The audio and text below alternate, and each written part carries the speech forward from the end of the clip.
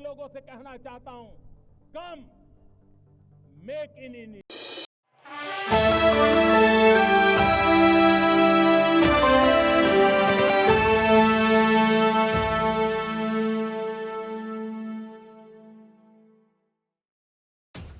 भाजपा और कांग्रेस के बीच चिट्ठी के जरिए आरोप प्रत्यारोप का दौर शुरू हो गया है। पहले कांग्रेस अध्यक्ष मल्लिकार्जुन खड़गे को प्रधानमंत्री नरेंद्र मोदी को पत्र लिख राहुल गांधी के खिलाफ की जा रही विवादित टिप्पणियों पर नाराजगी जताई थी।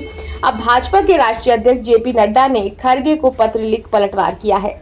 अपने जवाबी खत में जेपी नड्डा ने लिखा है कि मल्लिकार्जुन खड़गे जी, आपने राजनीतिक मजबूरीवश जनता द्वारा बार बार नकारे गए अपने फेल्ड प्रोडक्ट को एक बार फिर से पॉलिश कर बाजार में उतारने के प्रयास में जो पत्र देश के प्रधानमंत्री मोदी को लिखा है, उस पत्र को पढ़कर मुझे लगा कि आपके द्वारा कही गई ये बातें यथार्थ और सत्य से कोसों दूर हैं।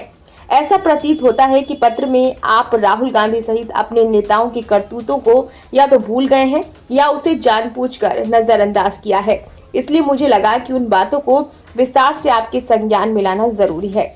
उन्होंने आगे लिखा, चूंकि आपने अपने पत्र में चुनिंदा तरीके से बात केवल राहुल गांधी को लेकर की, इसलिए मैं उसी से अपनी बात की शुरुआत करना चाहूंगा।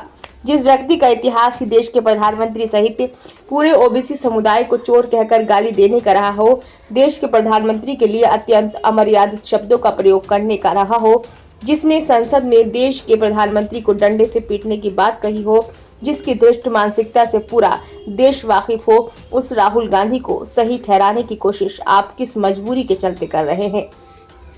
जेपी नड्डा ने लिखा, ये राहुल गांधी की माताजी सोनिया गांधी ही थी ना, खड़गे जी, जिन्होंने मोदी जी के लिए मौत का सौदागर जैसे अत्यंत असभ्य अपशब्दों का प्रयोग किया था।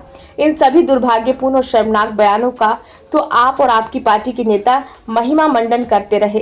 क्यों? तब राजनीतिक शुचिता की बातें कांग्रेस भूल गई थी। जब राहुल गांधी ने सरेआम मोदी की छवि को खराब कर देंगे वाली बात कही थी, तो राजनीतिक मर्यादा को किसने खंड खंड किया था? खड़गे जी।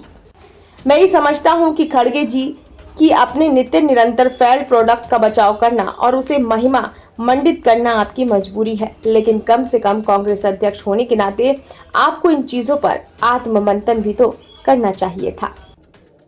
ब्यूरो रिपोर्ट, नई दिल्ली।